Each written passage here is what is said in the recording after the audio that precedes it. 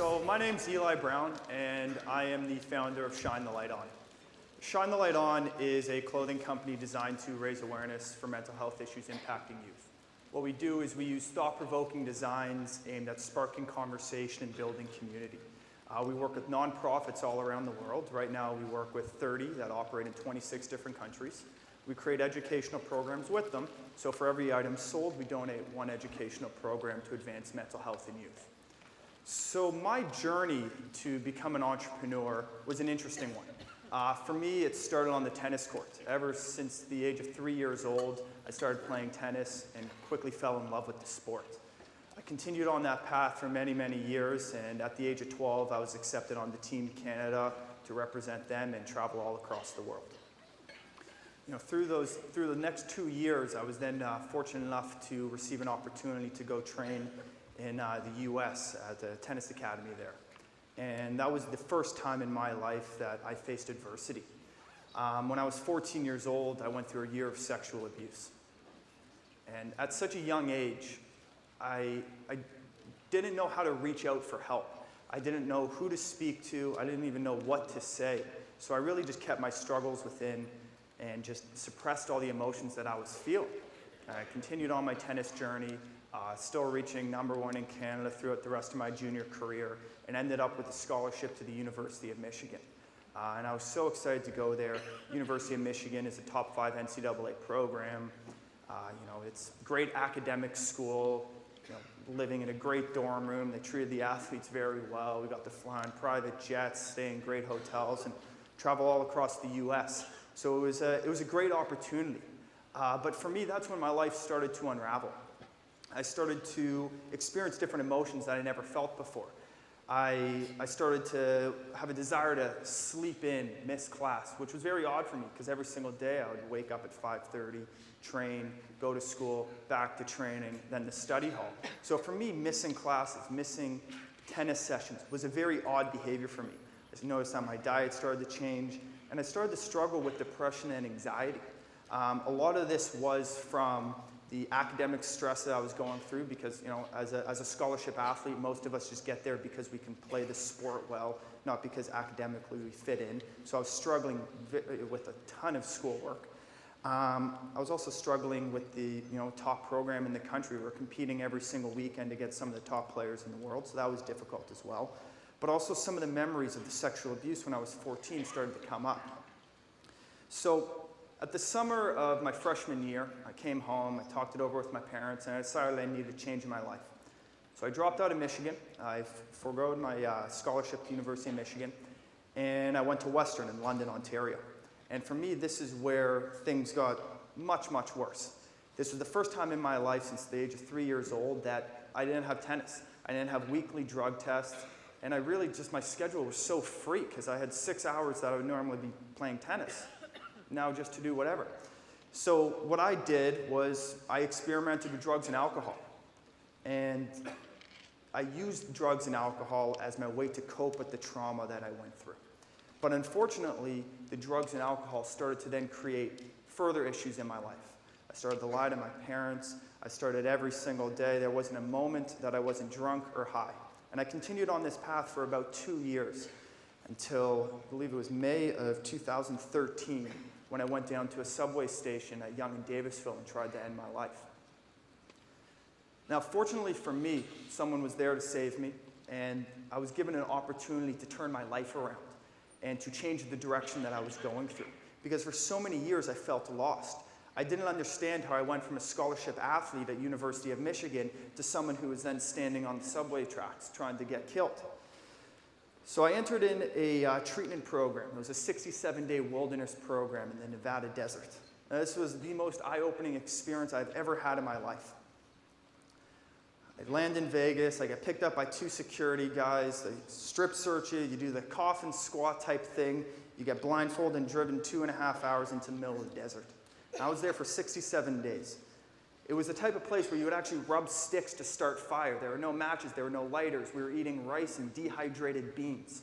Now, beans is not a great food anyway for me, but having dehydrated beans just absolutely sucked.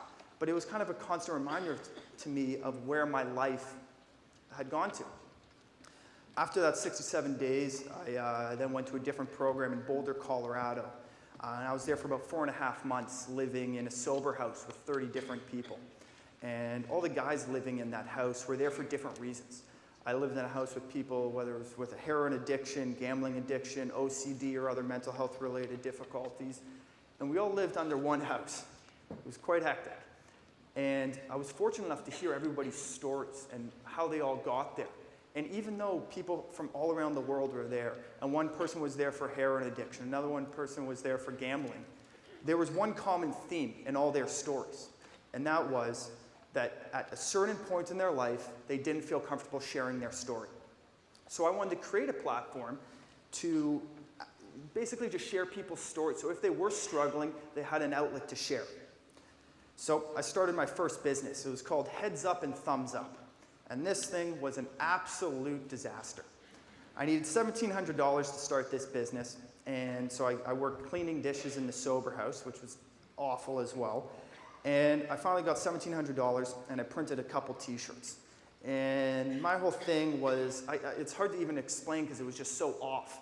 But I was working with a local artist who took photography pictures of women in risque situations. We printed them on shirts, and it was to show, if you peel back the layers, you'll be able to see everyone's true personality.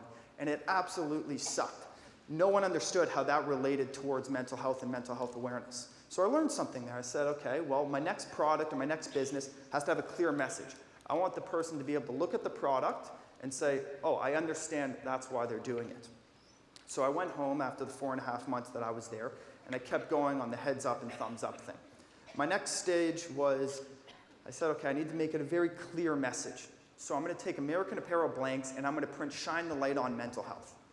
This absolutely sucked. It was even worse than the one before. I could not give this stuff away. And I'm not just using that as an expression. I actually tried to give these shirts away to a charity, and no one would take them. They wouldn't even give me a tax receipt. I mean, it was awful. These products were so bad. But I learned another thing from there. I said, okay, people want to support mental health. They would be willing to wear it, wear their story on their sleeves.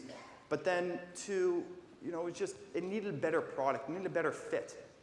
So what I did was I went to all the clothing stores in the city. Went to Roots, H&M, Zara, Holtz. I sat there for days and days, just seeing what people took off the racks, talking to customers. Why'd you choose that over that? Talk to all the store managers, saying, what's your best seller? What's your best-selling fabric? What's your best-selling style? And from there, I started to build what is now Shine the Light On. So I built some samples, made a little bit clearer messaging, but not too clear that people felt uncomfortable wearing it. And we launched May 12th of 2016. How I sold my product was I packed up a box of samples. There was 6 samples, and I went in a cardboard box. I went onto Blog.to, and I typed in clothing stores in Rosedale. I'd spend 2 days walking on Rosedale, going door to door. Then I'll do clothing stores in Lawrence Park. Did the same thing there. Clothing stores in Yorkville. Over the 2-week period of trying to sell my samples, I went to over 500 different retailers, and only 7 said yes. I remember coming home every day just being so upset of how many no's I was getting. But at the end of those 2 weeks period, I ended up with 7 accounts that wanted to carry Shine the Light On. I put the product in there May 12th, 2016. And 24 hours later, I got a call from all 7 retailers letting me know that they sold out in a day. And from there, we kept building and building and building. And we started small. We just focused in Toronto. We started to get every retailer there. Then we went to Hamilton. Then we went to Guelph. Then we went to Muskoka and kept building it until we took over the whole province. Then we picked another city. We picked Vancouver, did the same thing there. Then built up in Whistler and Kelowna, and then took over all of BC. And we're now and we did the same thing in the US. We're now, I believe, as of today, in 1,000 stores across North America.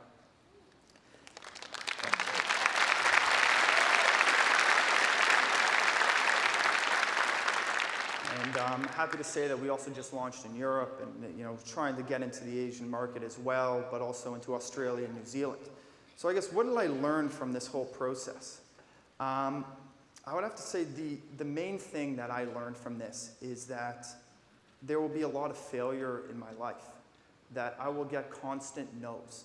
I will get constant rejection from people. Even now that we're in 1,000 stores across North America, we still get no's every single day, and that will never change. I will get constant rejection. For 8 months out of the time since we started the business, my parents called Shine the Light On a hobby. They were unable to kind of accept it. My friends thought I was crazy. They said, Eli, you dress pretty casually. How on earth could you start a fashion company? But I just kept believing and believing. And luckily for me, I surrounded myself with great mentors. And I had this one mentor named Theo Koffler, and she told me something that really stuck with me. And she said that your greatest challenges in life can become your greatest successes. And this is something that really stuck with me, because for years I felt like a victim. I felt, how is it that I could go through sexual abuse at the age of 14? How could I go through drug and alcohol addiction? How could I go through suicide attempts and homelessness? And then, come through the other side. And I always felt like the world was against me. And when she told that to me, I said, okay, well, I can learn from those experiences. I can learn from the difficulty. I can learn from the trauma and turn my life around. So if there's one thing I would like for you guys to take away from my conversation today, is that your greatest challenges in life can become your greatest successes. You will always receive rejection. You will always receive failure. You will always be ridiculed by friends and family for your concepts, ideas, and business. But the ones who are successful are the ones who are able to learn from failures and to then push forwards and to succeed. Thank you.